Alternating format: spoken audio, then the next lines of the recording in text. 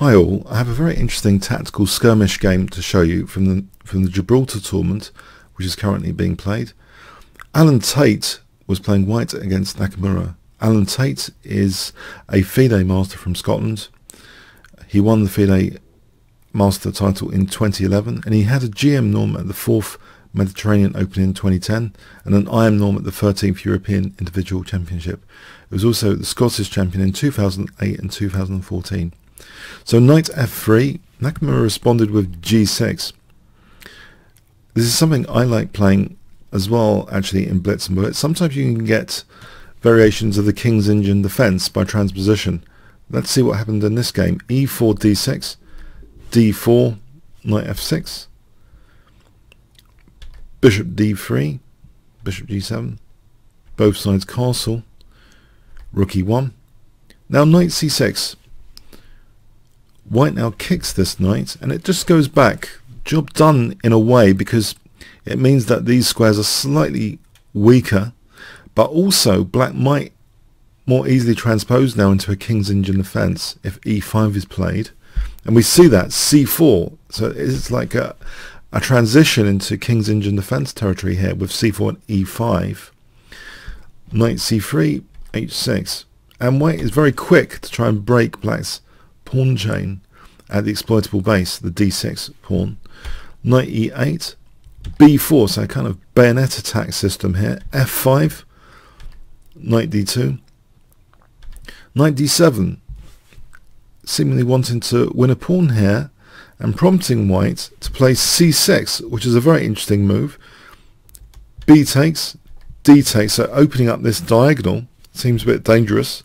And now after knight df6, in fact, white does tap into that. Bishop c4 check, king h8, and is tempted here. This is very luring for the g6 pawn in a way, and another aspect of the position, which is that the queen is an unprotected piece, and maybe white felt that these two weaknesses, the queen unprotected, justified this seemingly counterintuitive move, which is knight f3.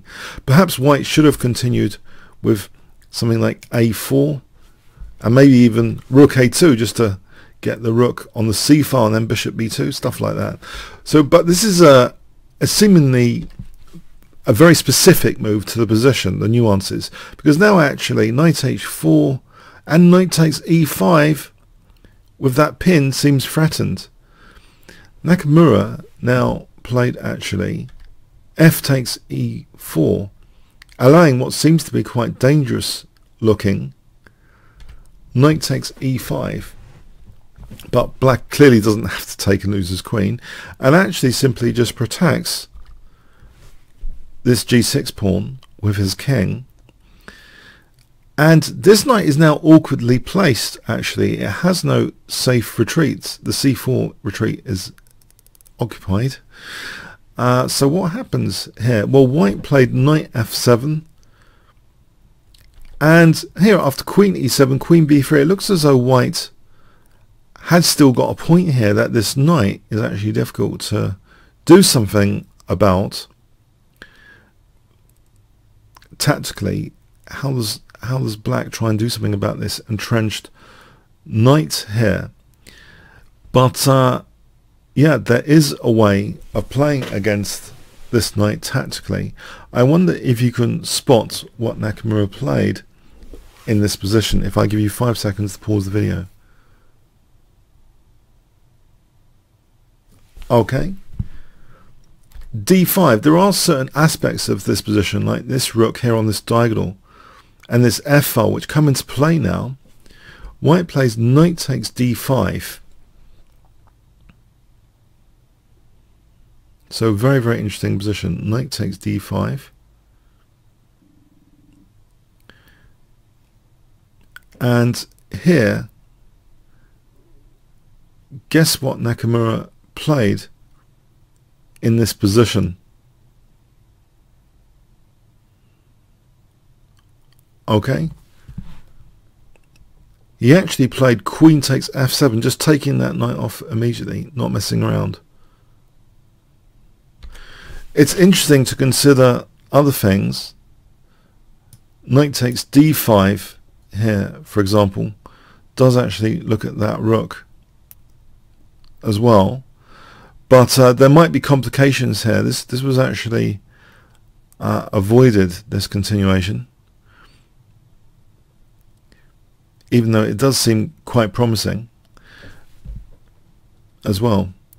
So anyway, queen takes f7 seems to go into a tactic, knight b6, hitting the queen and the rook. But guess what Nakamura plays in this position, which kind of is the refutation, if I give you 5 seconds here, and it ends the game actually.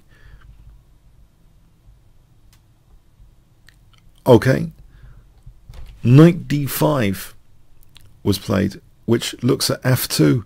So yeah, white has to respond to that, and it kind of means also this knight can be taken if it gains a tempo. White resigns here. So for example, if bishop e3, black could just snap this knight off and be a piece up. Yep.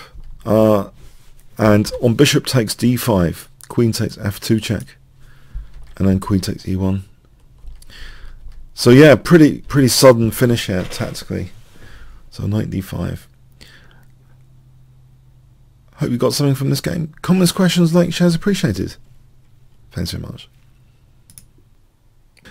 Hi again. A little addendum I felt I needed to put here in this critical position, where it does seem lucrative to play knight takes d5. There are some interesting tactical complications here. So queen takes f7 may actually be the strongest move. On knight takes d5, bishop takes d5, bishop takes a1 does seem lucrative at first sight, but white has two things going for him here. There's a forcing move, rook takes e4, and you see also h6 is neglected. There's a weakness of the last move there. And in fact, for example, rook takes e4, where does the queen go? On queen f6 it neglects e8, and now there's queen e3 double attacking e8 and h6. So this position is actually going to be fairly okay for white. It turns out though, technically there might be, there's a computer response here on rook takes e4, which is actually rook takes f7, just offering the queen, and this continuation is apparently favourable for black. But Nakamura's choice in the game is so much clearer than these continuations. So simply after knight takes d5, this is very, very nifty. Queen takes f7. I thought I should mention these tactics as well. So credit to both players for having the imagination for this stuff. And yeah, Nakamura was just seeing a little bit further than his opponent. Okay, comments, questions, likes, shares appreciated again. Thanks very much.